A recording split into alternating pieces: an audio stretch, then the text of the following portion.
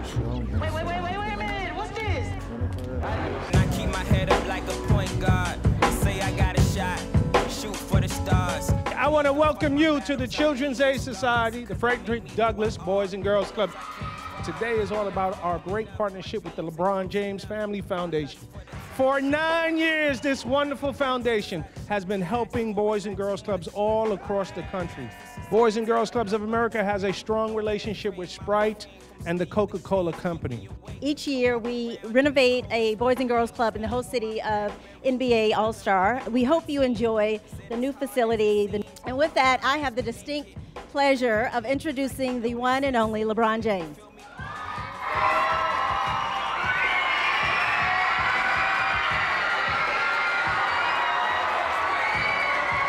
First of all, I just want to say thank you, Sprite.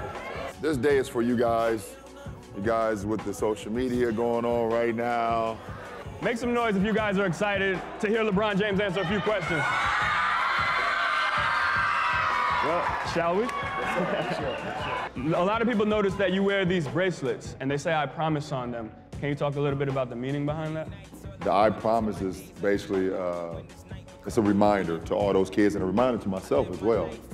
To be great in school, be great in the community, listen to your teachers, do your homework on time, be in the classroom, and for me, it's the reminder to me to continue to be the role model. You've been helping out these gyms with remodeling for 9 years, you said? 9 years.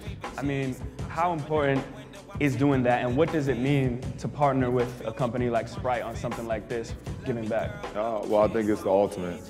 Anytime that I can use my star power or whatever the case may be to benefit kids, then I'm all for it. And how many of you guys are fans of LeBron on Facebook? Awesome. Well, we have some Facebook questions from some of your fans, and the first one is a bit funny, and I don't know if a lot of people know this or not, but do you like to do karaoke, Austin asks? Yeah, I do like karaoke. I do. Sing. What songs can you do? No. Look, you got me right. No, you're not gonna embarrass me on your Facebook page. Zach asks, this is a little bit more of a serious question. Knowing that life is very hard, there are a lot of challenges, how do you motivate yourself to stay strong and positive and continue moving forward? First of all, it's my family. It's my wife, it's my kids, it's my immediate family as well. My mother, who's probably the strongest woman I ever met. And then it's the youth and the kids like these guys that look up to me for inspiration.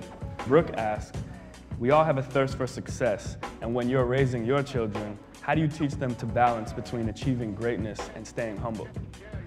It's challenging for me, for sure, because my kids will never be able to experience the things that I experienced. And obviously, I never wanted them to, and that's why I work as hard as I did, but sometimes you do wish you could have them experience a little something, just a little of the hardships, that I had as a kid. But for me, you give them the blueprint, you give them the advice, you give them the love, and it's up to them what path they choose. So Tella asks, what obstacle or negative event made by someone has pushed you to determine and strive for greatness in the end?